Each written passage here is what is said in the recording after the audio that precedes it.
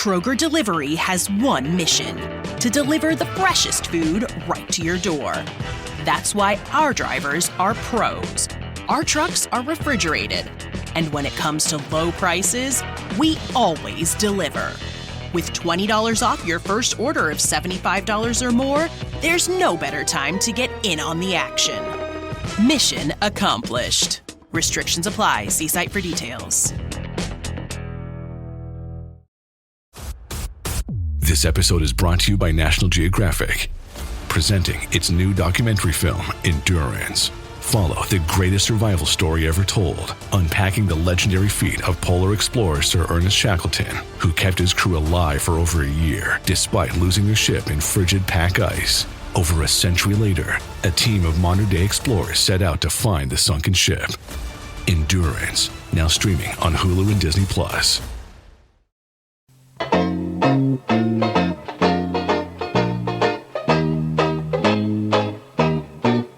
Matt, we are back to talk about more episodes of The Weird Al Show, and I think the only time we're going to have a guest during this entire month. We had to bring in an expert.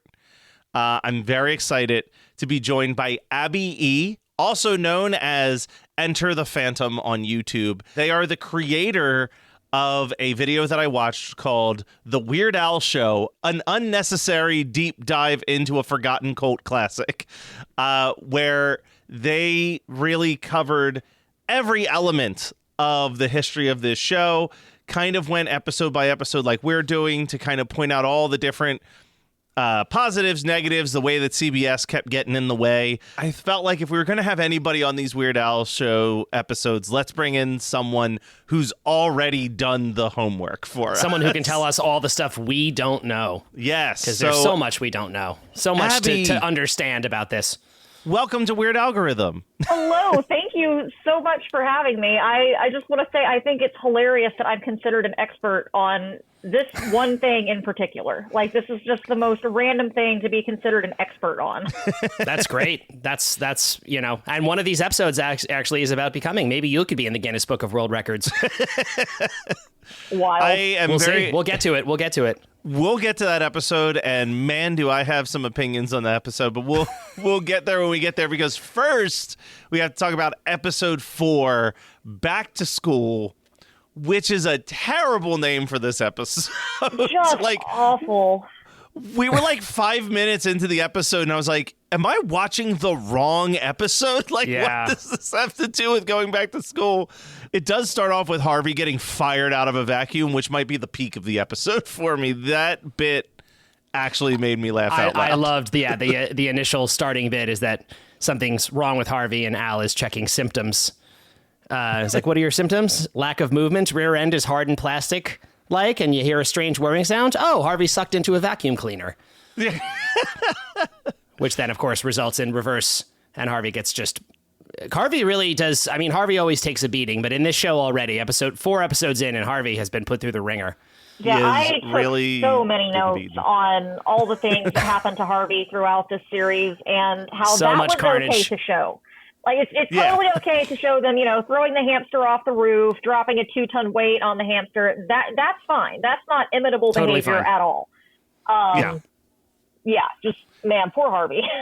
But you have to fight to say Bare Naked Ladies on the show. Like, the actual name of the band. This leads into Al putting on a video about teeth. And man, some of the photos that they show us of rotten teeth are rough to look at. But there's an element that I don't think I pieced together the first 3 episodes that we did. Matt, do you know what this reminds me of? This bit where he goes to the old footage Where and he stuff? goes to the old footage. Well, so it feels very like PBS, very Sesame Street to me. I love the archival old footage. And then I was going to say it reminds me of later on the way more edgy and transgressive show Wonder Chosen used to do this exact thing where they would dub different dialogue from kids over the top of this old footage and make them say absolutely horrifying things. Al's, of course, is a much cleaner version. What are you thinking, Matt? So there's a point where he says, to have good teeth, make sure you visit the dentist every day and bring a friend to watch, because there's like 2 people hanging out over the chair. And it was at that moment that I was like, this reminds me of when Mystery Science Theater 3000 was watching a movie that was too short for the full 2 hours.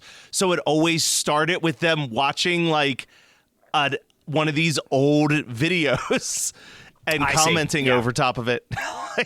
A time filler. Yeah, I guess that's, I mean, it's so, I love how much in this show you can see him, Al meaning, trying to grab these different like sketch comedy ideas that he has done in the past on his Al TV type stuff.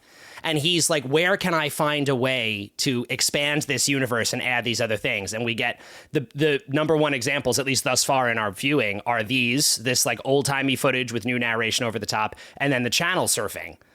When he's flipping through the channels on TV, and it's just these different like really quick micro sketch comedy moments.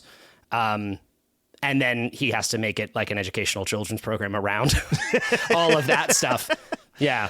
Well, especially because you have, like, I'm about to read this sentence.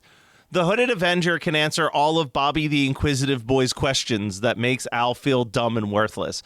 Like, the fact that there are so many characters like the Hooded Avenger and Bobby the Inquisitive Boy that I think in any other type of TV show, like, obviously we're looking at this through the lens of they only got 13 episodes, but if this was a show that lasted for a long time, like, the Hooded Avenger would get his own episode eventually. Sure. But they're just kind of these characters that show up, they do their 30-second bit, and then they are gone for the rest of the run. So, like, so much of this is an Al one-man show running around a set and somehow being compelling to look at. Like, that's very difficult to achieve. And I actually do kind of like that we get dropped into this universe without too much explanation. Yeah. There's no backstory on the Hooded Avenger. There's no backstory on why Bobby is this child who just shows up with questions all the time. Like, and I kind of like that part of it. It makes it feel surreal and strange and just like, we just accept that this is the wild world that we are in, that this young boy shows up, at Al's place and needs to know why he needs to brush his teeth. Abby, maybe you know this off the top of your head, but I remember thinking this when we did the first batch of episodes. Episode 1, Bad Influence, does not feel like the first episode that was produced. Do you know if that's the case? Okay, because it does feel like you are just tossed into the world. That was not the first episode that was supposed to air. I believe I have it in my notes somewhere, if I can find it. But it was definitely not the first episode that was filmed or that was supposed to air. I believe the first episode was, don't quote me on this because I'm still hunting through my original script here looking for that note. I believe the first episode was either 3 or 4. Because I was going to say, I feel like this would make sense to me. Like, the Back to School episode makes more sense to me as a first episode than Bad Influence does. I did actually find that I found a list online that someone made of the order of the episodes, like the running order of the episodes, but then with the numbers next to them that indicate what they should have been in terms of when they were produced, or at least how they submitted them to the network, I guess. So according to this list, the order of the episodes as they were aired versus how they were made is 3, 4, 2, 5, 9, 6, 7, 12, 11, 1, 8, 13, 10. Yeah. All right. My memory is better than I thought it was. It was episode 3. Mining accident. Yeah. Mining accident is episode 3. Mining accident also makes sense because I was thinking about this when I was re-listening to our episode where we talked about that. And so much of the Bad Influence episode is that Spike is breaking the format of a show that we haven't seen the normal format of. And I was like, this makes no sense. Yes. It's kind of like when the Clerks animated series debuted with a flashback episode to the first episode to that didn't air. Yeah. You're like, exactly. Who is the audience for this? Exactly. Unfortunately, Al didn't seem to have the opportunity to make it that meta. No, but I thought, man, that's the only episode that actually hinges on some prior knowledge of the show's format. Yeah. So it's insane to me that they aired that first. We do get some great things as he starts flipping through the TV to try to get inspiration now that he feels so dumb. We get the soap opera of Mummy and Daddy, classic, making fun of British people and horror movies in one shot. Love that. a news report in which Babe Ruth has re-signed to the Yankees, and also Babe Ruth is alive and walks the earth. Run for your life. And we mentioned this briefly when we did the lasagna episode, but we do get this quick lasagna music video. And I didn't get a chance to re-listen to our episode, but I'm pretty sure when we watched this video, it brought into our mind, like, Even Worse is one of the only videos that got only albums that got a single video. Correct. And watching this, I'm like, this seems like such an easy slam dunk for a cheap, easy video that would have done probably well in 1988. And it's also just a shame because you can easily envision a world, too, where if this show did better and he had been able to have more control over it, I mean, how many songs could he have done that for? We've talked before about how, like, maybe, if anything, the thing with Lasagna is that it's, like, it's an obvious, like, great little single setup there, but maybe by the end of the entire song, the family around the table would feel a little stale to him, and, like, there's not enough material to keep mining there, but, like, a little quick segment, like, he could have done this for so many songs, like, do a short video flipping through the channel. Yeah, get like a 30-second Addicted to Spuds. Yep, absolutely. Music video. Like we said, like he thought that couldn't have worked for 3 minutes, but the bit could definitely have worked for 30 seconds on a TV and channel. There actually was a solid reason why they didn't use more of Al's parodies in the show. CBS didn't want to pay the licensing fees for the original songs. I had a feeling that was going to be the case. And La Bamba's a traditional folk song, so they wouldn't have had to do that for this particular one. Well, not to jump ahead, but we are going to have, he does do Yoda in the upcoming episode, which surprised me because I was like, oh, wow, because I actually thought that exact thing. I was like, I bet they just didn't want to pay all the fees that they have to pay to do this. But they did Yoda, which was actually, if anything, from what we read, a complicated one, where that was also like shared rights between the Kinks and George Lucas. But I guess he managed to talk them into that one. We also get this fake commercial for the know-it-all classes with Alex Trebek playing himself. So fun. What a great thing to have Alex. Yeah, just playing himself and doing what he does best, which is just talking like a smart guy. All the different courses that you can take with Alex, the know-it-all correspondence school. Which, honestly, we get 3 awesome cameos in this episode, but it's the second cameo that I'm most excited about.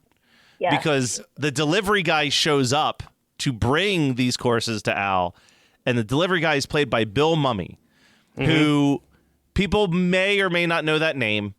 He's most famous because he was Will Robinson in Lost in Space. But I think the thing that is way more important to the people who would listen to this podcast is that he was also one half of Barnes and Barnes, who were famous on Dr. Demento for their song Fish Heads. Yeah. And I was like, God bless Al for just like tossing that in there real quick. A deep pull and a wonderful one. It's true. Like, that made me smile. And then we get the third cameo, which is the return of Cooney from UHF. Which also is a wonderful... I mean, the whole setup for this, again, this is like... The entire concept behind this episode seems to be very loosely put together of just Al is determined to be as smart. He's threatened by the fact that his friend is smarter than him. He cannot handle it. So he signs up for this school that Alex Trebek. We have to run down really quick just Alex's the different courses that they offer at the Know-It-All Correspondence School: molecular biology, nuclear waste management, air traffic controlling, aardvark training, belly button lint recycling, UFO restoration and repair. My favorite one: unleashing your inner robot, frog cosmetology, and then of course accounting at the very end. And then his delivery guy, the guy delivering the books, again, the blue collar delivery guy, is like, oh yeah, would you mind holding this? It's my PhD in anthropology. And of course, even the delivery guy has all of these PhDs in quantum physics degrees. And yeah, Al's feeling really insecure about his intelligence. But of course, Cooney shows up to teach him martial arts. Very aggressively explain what a PhD is. Like, we can't just say it's a PhD. We have to aggressively explain this is what a PhD is, because the network said, oh, kids aren't going to know what that is. Kids aren't going to think that's funny. That's right. That's right. And my favorite part of that is Bobby just going, duh, I'm not a moron. Great. Yes, you can just imagine Bobby saying the words that Al was trying to say to the executives at CBS. I mean, talking down to kids. we've been saying this since the second episode of this show that we think that Weird Al is punk rock as fuck, and his like.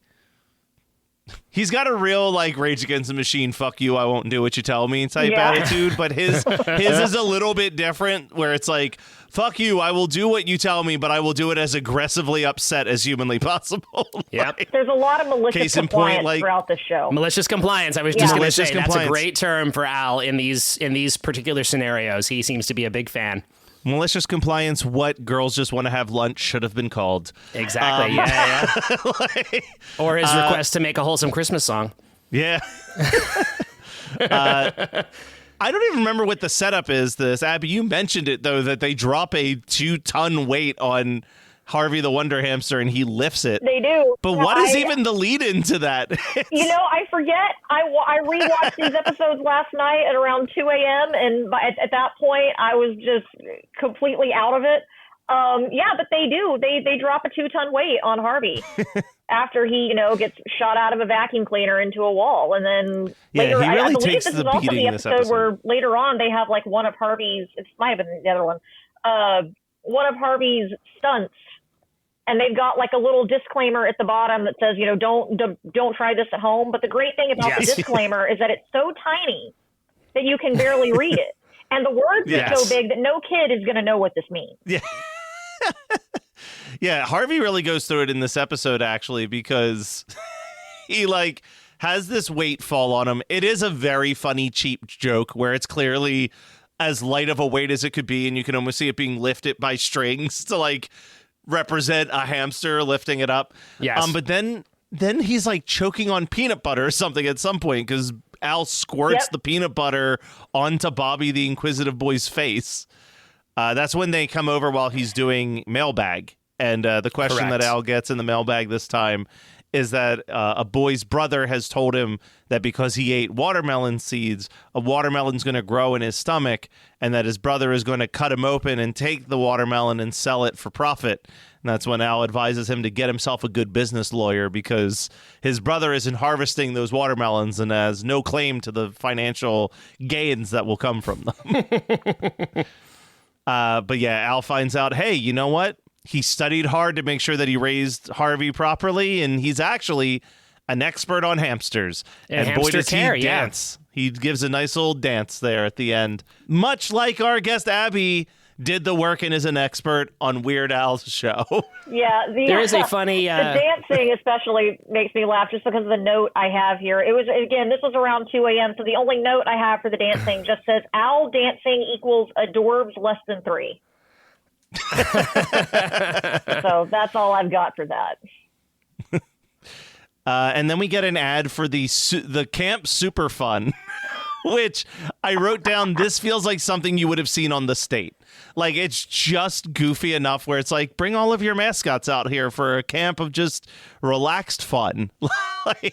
Camp Super Fun is the perfect camp for shapeless, tall, furry animals between the ages of 6 and 13. I also really enjoyed that. And then the episode ends with the implication that Al's about to be attacked by a shark, and then we go to the closing credits. This is a real strange one. I remember watching this and feeling I was like, am I tripping? Because I feel like I'm not. There's no thread here connecting the dots to anything. It just felt very, very. It was a lot of chaos, not necessarily in a bad way, but it was definitely as we were saying, the attempt to put a moral here's the plot of this episode tag on everything. This so far might, to me, feel like the most shoehorned attempt at doing that. I also think that using Dare to Be Stupid specifically over the credits of this episode in particular is a great little bit of a malicious compliance on Al's part there. Agreed. The whole episode's about, oh no, you gotta be smart, but here's how you do it the right way, and then he just drops, no, Dare to Be Stupid over the credits. I think that's fantastic. It's not all about book smarts, kids. That's the lesson. You got to have street smarts.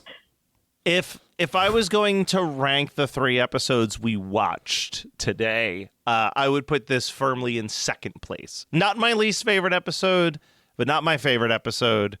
But I think my favorite episode would go to this next one, which is Time Machine. Same. It's such Same. a great concept and setup to an episode.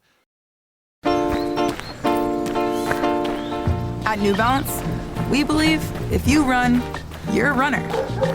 However you choose to do it. Because when you're not worried about doing things the right way, you're free to discover your way.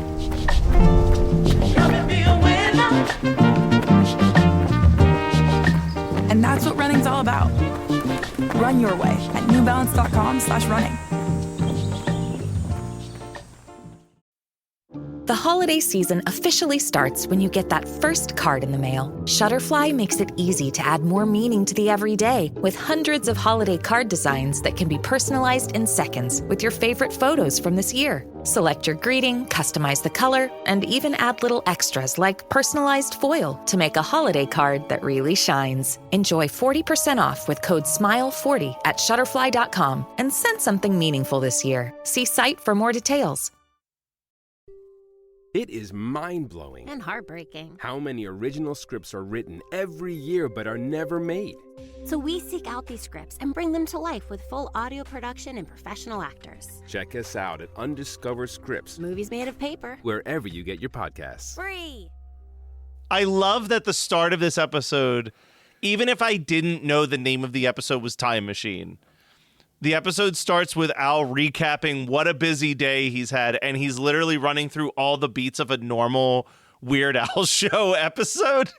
And then he's like, oh, anyway, check this out. I turned this clock radio into a time machine. And I was just like, I am so ready for it's so like laid out for you where you're just like, I am so ready to see where this going back in time plot line Finally, is we about get to see me. Al experience the consequences of time travel.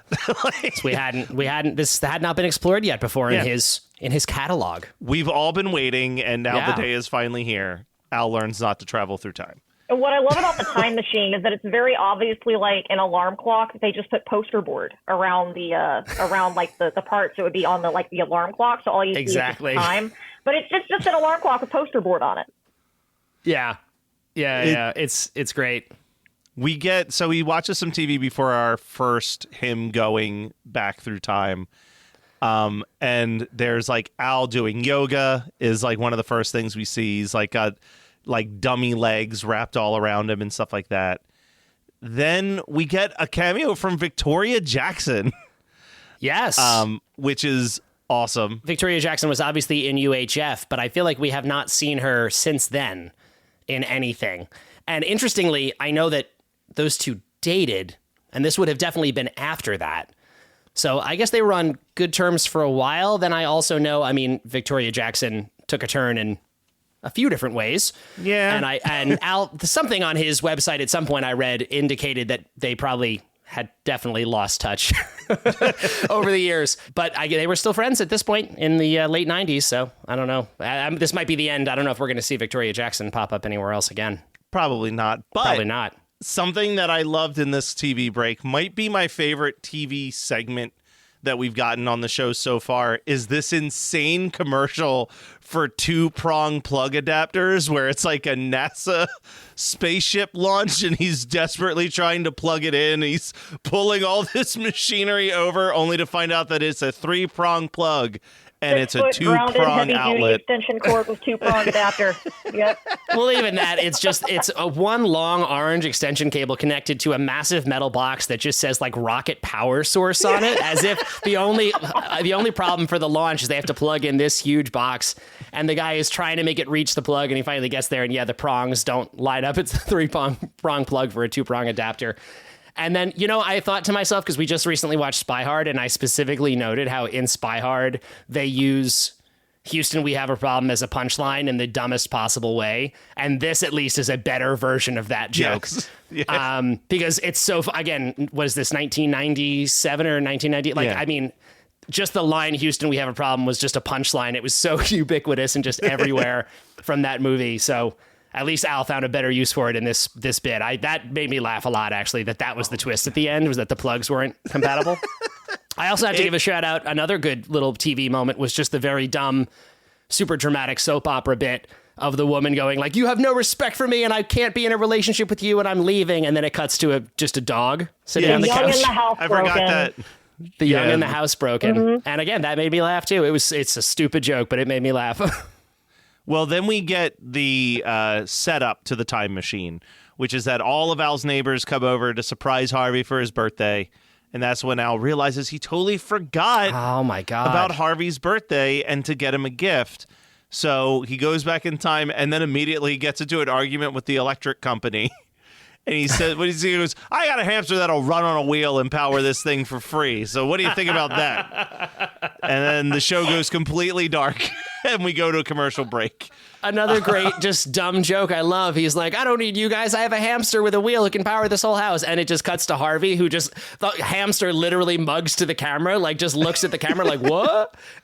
And again, I laughed. Harvey's I really, arguably really one laughed. of the best actors in the whole show. Harvey is doing great work Harvey on this did show. fantastic. Harvey really knows all of his lines and his marks. Like he's doing everything right. But then this causes Al to go back 30 minutes again in time so he can properly pay his electric bill. But he ends up being with Madame Judy, who predicts that he'll be bitten by a radioactive lobster. And then he is, and he starts turning into a lobster, forcing him to have to go back in time. Like, the fact that it's kind of like that movie, The Butterfly Effect, where you just keep, like, going through it, and it's getting worse and worse.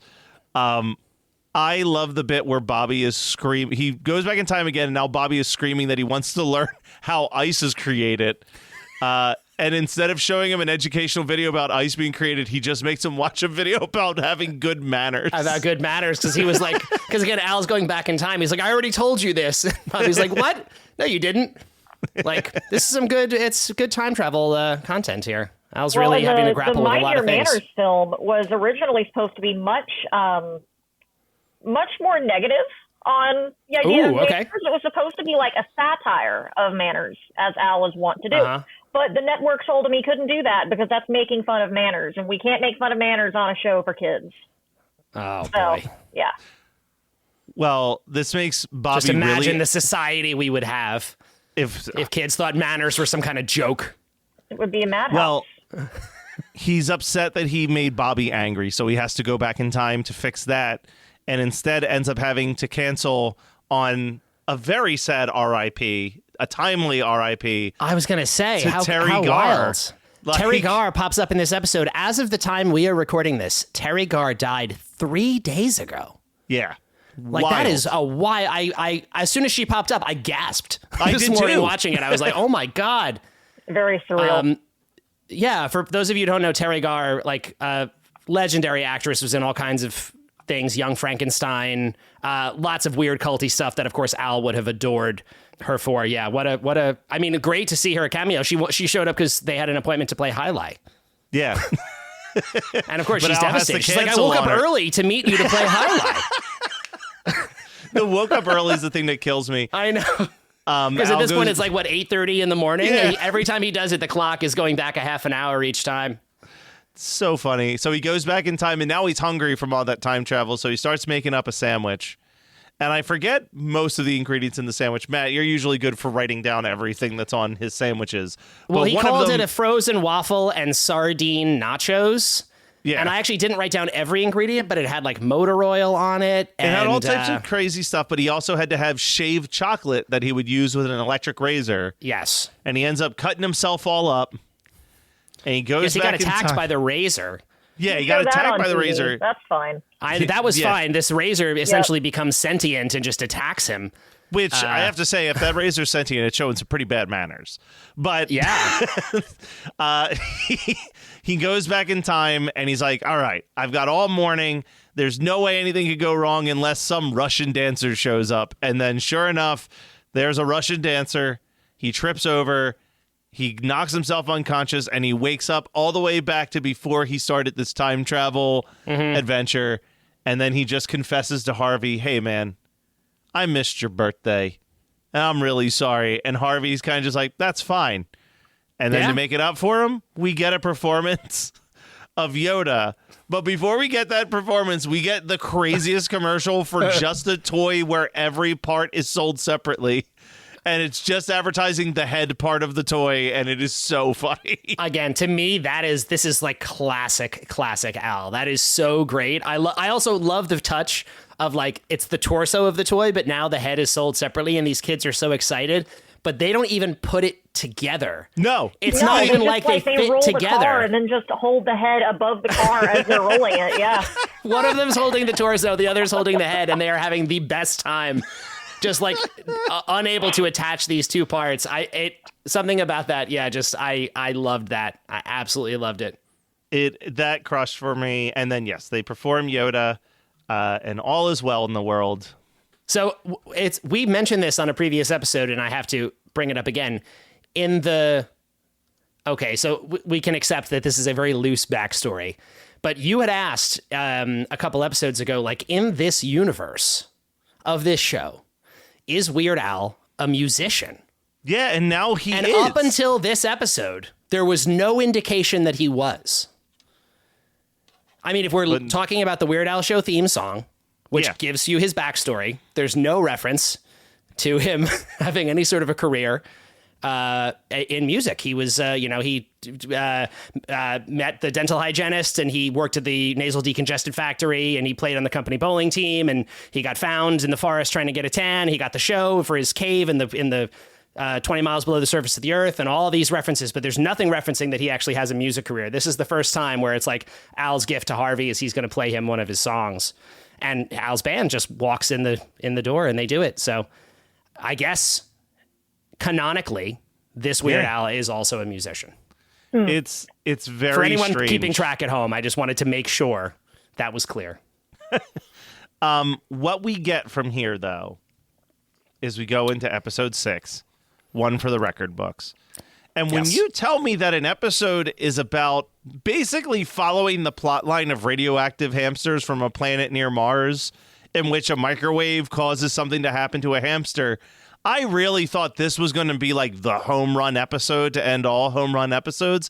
And this might be my least favorite episode of all 6 that we've watched so far. Like, I was like, what is happening in this episode? I kept like fading out of attention on this one. And I watched I like this one, actually. 30 minutes ago. I'm actually fond of this episode. I think it's got some clever bits in it. When they get all the world record holders together, I think there's some clever stuff there. Yeah, there's definitely bits that worked. I mean, it's a mess of an episode, but they're all it is a mess of an episode. They're all fairly messy after, when you think about the plot and what lesson they're trying to teach, they're all disasters, but... Yeah, what was this one? Just like, it doesn't matter if you're the best as long as you try your best. As long as you try your best. Mm-hmm. Yeah, it's not so important to hold the world record, but it's always important to do your best. That was the exact quote. And that's fair enough. Sure. Yeah. Perfect. That's fine. So it starts with Al trying to get the prize in a box of cereal, and this one happens to be a horseradish enchilada, which he excitedly throws into his microwave, but it's one of those old microwaves that has a radiation leak. I do find the one bit that made me laugh a lot is he's like trying to offer it to Harvey, and he's just looking around the kitchen, not able to find Harvey, and then yells, and we see a giant Harvey that clearly had to have been in view the entire time that he was looking for Harvey. Like, it's not hidden behind a wall or anything. It's just he's right just there in front of him. Taking up the whole kitchen. And then the Guinness 50,000 times his original size. Tremendous. The bit here is incredible, I will say, where he's like, wow, you're the biggest hamster I've ever seen. This might be a world record. And then immediately, no phone calls made, all of these representatives of the Guinness Book of World Records show up, including someone playing Sir Alec, who, obviously a joke on Alec Guinness, made me smile. And his like minion, I don't know what to describe him as, is this very large, deep voiced man with the world's longest fingernails. Yeah, he has very long fingernails.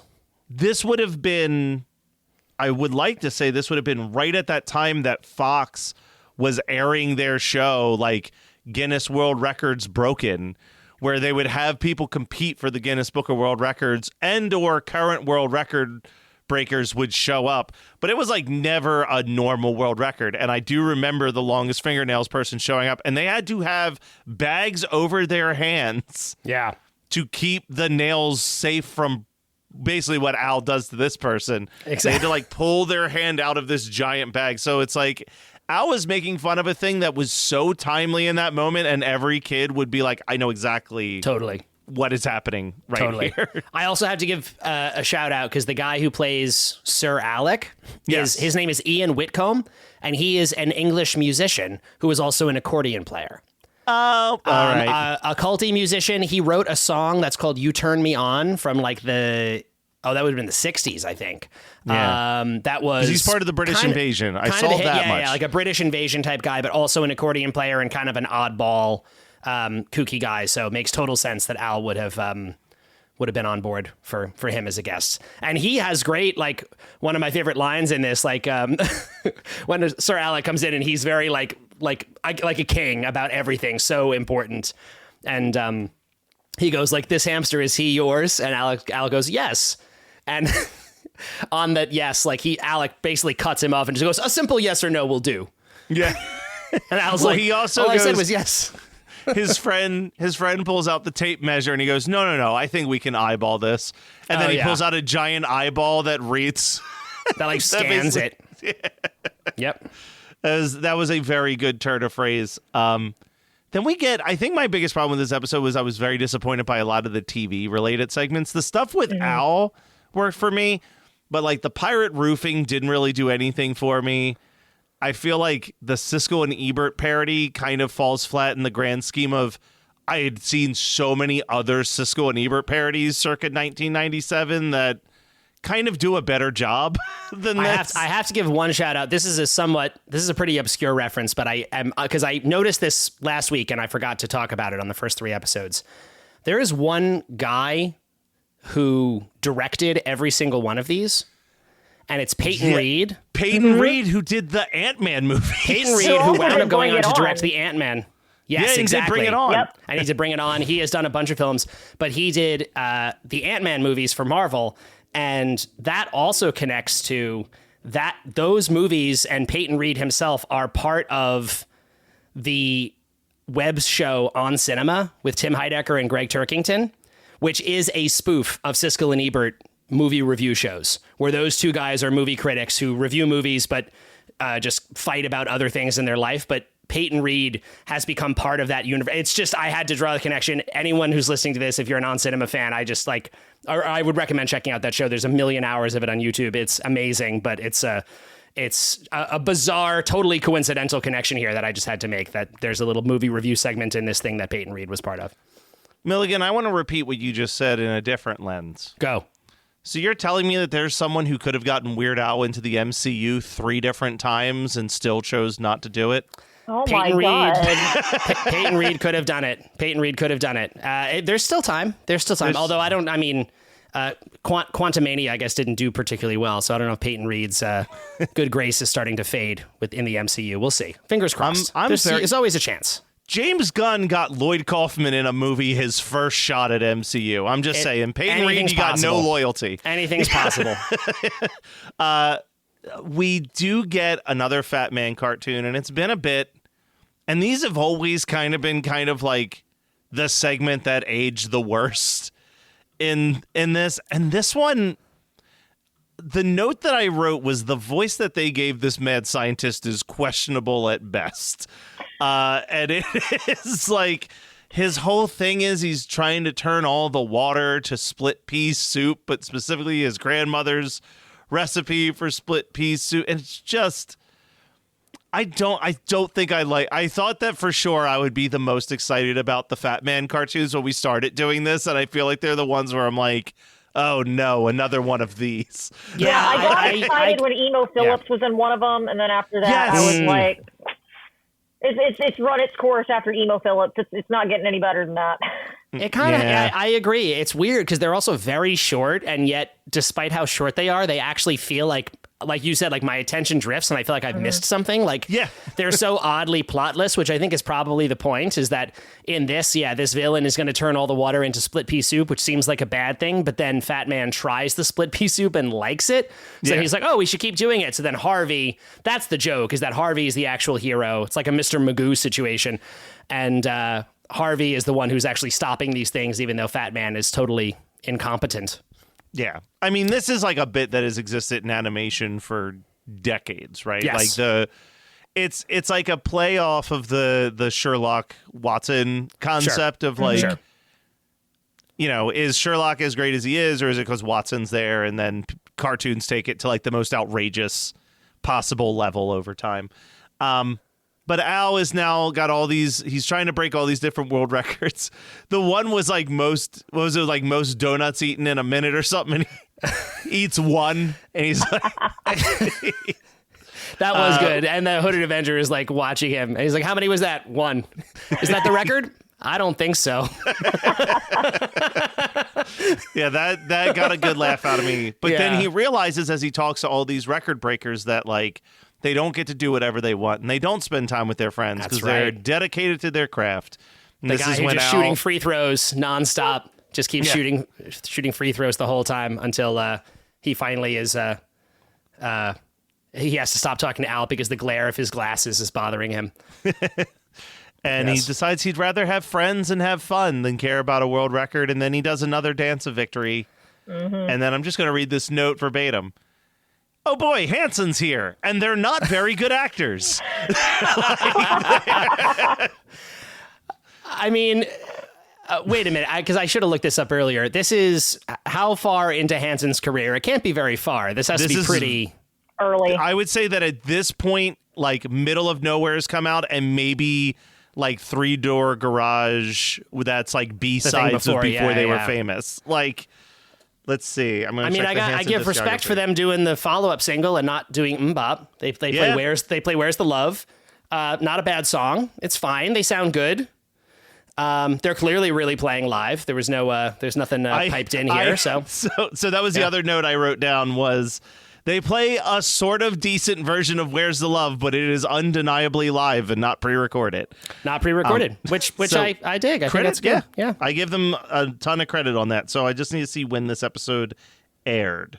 That was the thing throughout the show was that all of the music was live. There was no pre-recorded music throughout the which I love. And we glossed over it, but we didn't say also Al and his band doing Yoda on the show sounded great. Mm-hmm. Yep, that was a great. I mean, so far we've had 3 musical performances across these: Bare Naked Ladies, Al, and now Hansen. And I mean, I'm a sucker for the actual live, not totally perfect, but still clearly people up there doing their thing. I love that. I think that's great. No, and I mean, you and I have done a whole podcast about Hansen at one point in our lives, and we sure have. They mixed have bag. a little bit mixed of bag.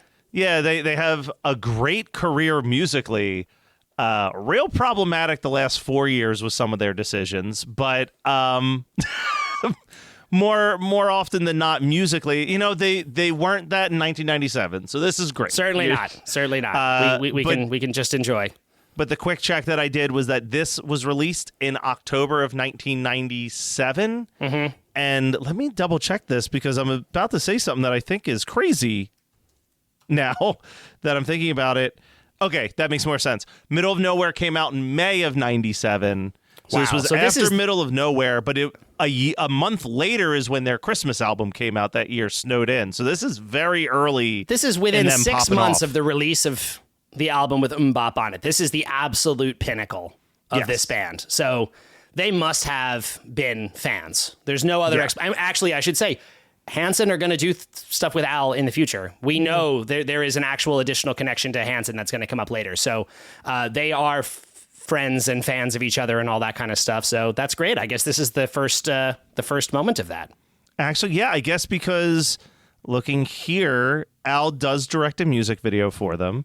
Yeah. And he directs... If That Isn't Love, they worked on together.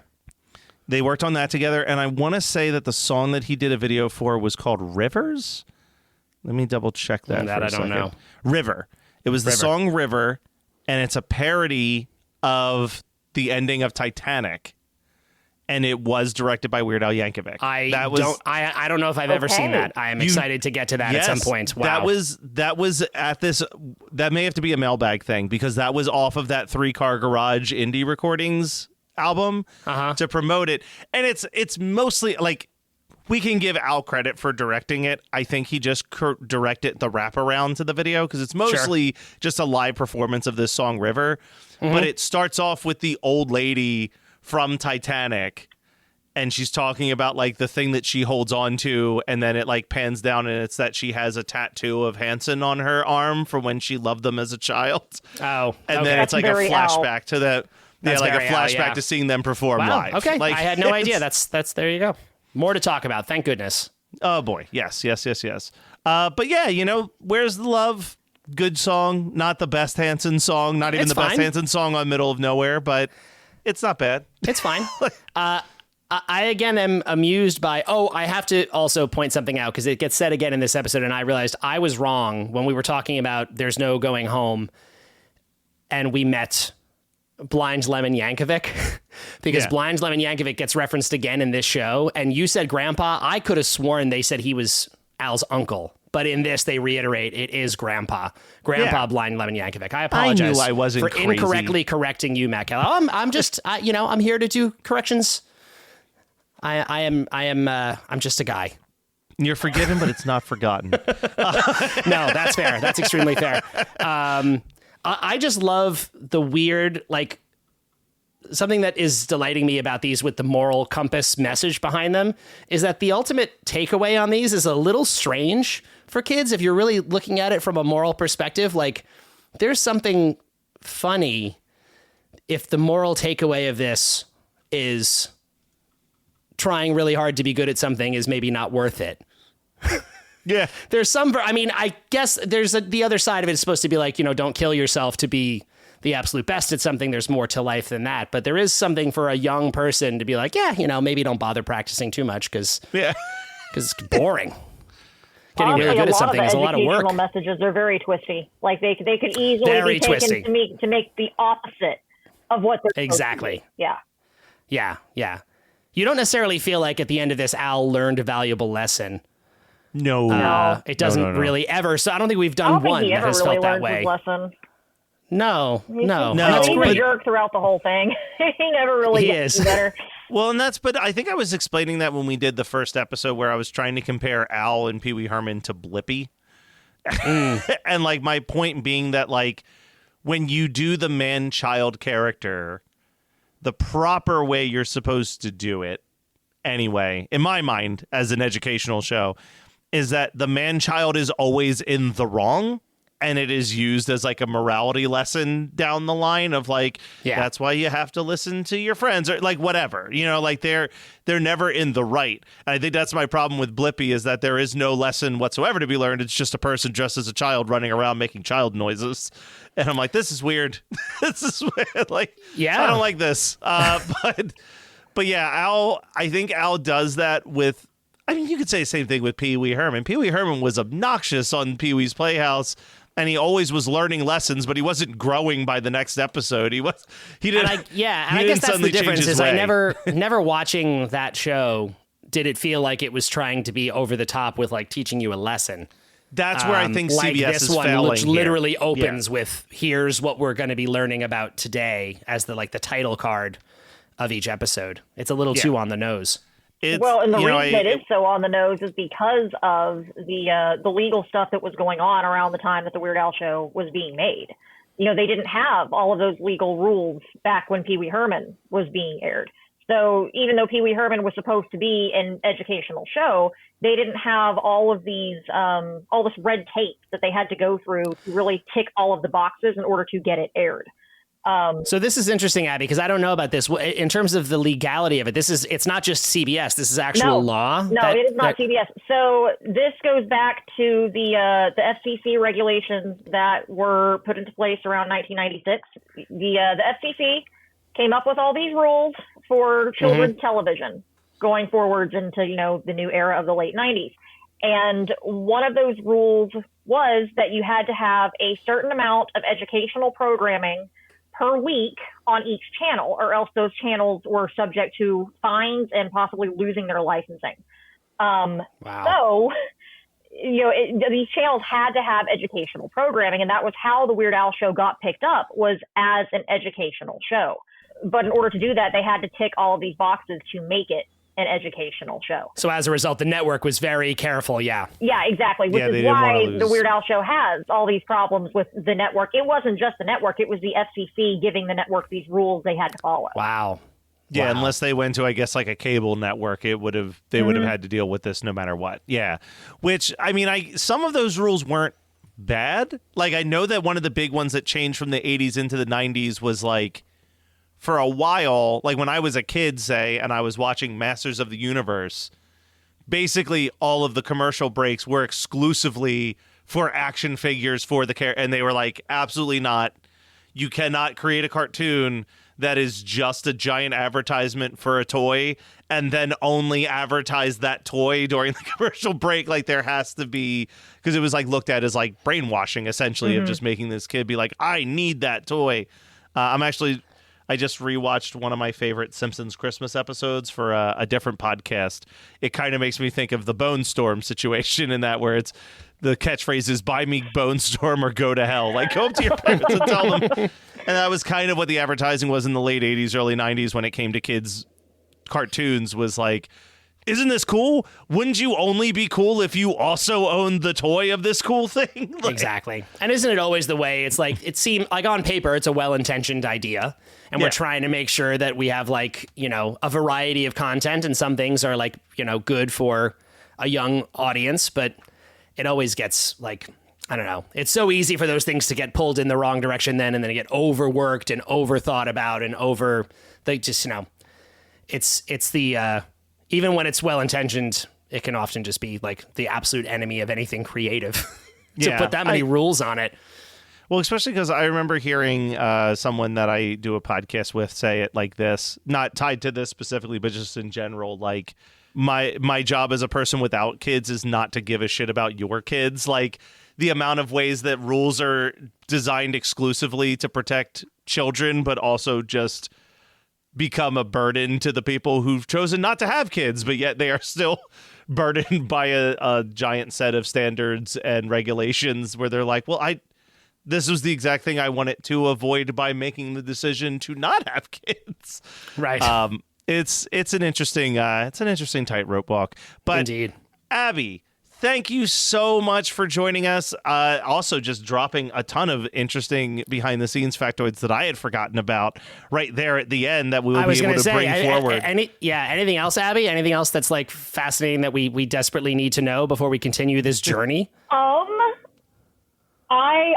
I think the 1996 version of the CTA is really the thing to keep in mind when talking about the Weird Al show. Is, you know, in 1990 you had the first version of the Children's Television Act, which that's what you were saying with how toy commercials in the 80s. You know, after 1990 you couldn't show commercials for tie-in toys to whatever show you were airing. The example I like to use is Masters of the Universe. You couldn't show, you know, a commercial for Castle Grayskull during Masters of the Universe. And then in 1996, that's where we have all the rules that start affecting the Weird Al show. That's the second version of the CTA, with all commercial television stations had to broadcast at least 3 hours of core educational programming per week, which doesn't sound like a lot, but it's a lot when you take into account what they considered educational programming. But that's why. And that's still on average 6 episodes. Yeah, that's still on average 6 shows, roughly, that you have to produce that check off every single box. Like, it's a lot of micromanage. Absolutely, yeah. Abby, where can people go if they want to hear more of your insights, check out the video that I mentioned at the beginning of this, and what do you have coming down the pipeline? Oh, I'm excited to talk about that. So if you want to see my video on the Weird Al show, it is on my YouTube channel. It's enter_the_phantom. And what I have coming up next, so halfway through November, I'm dropping a lore dive about my favorite band, and no one really cares about that. But after that, I am doing a deep dive retrospective over UHF. Ooh. So we'll have that to look forward to on that channel. I'm also hoping to do a video at some point over Al TV. Nice. Amazing. Well, thank you so much, Abby. Everybody go and follow _the_phantom. And Matt, you and I will be back next week with 3 more episodes of The Weird Al Show. The Weird Al Show.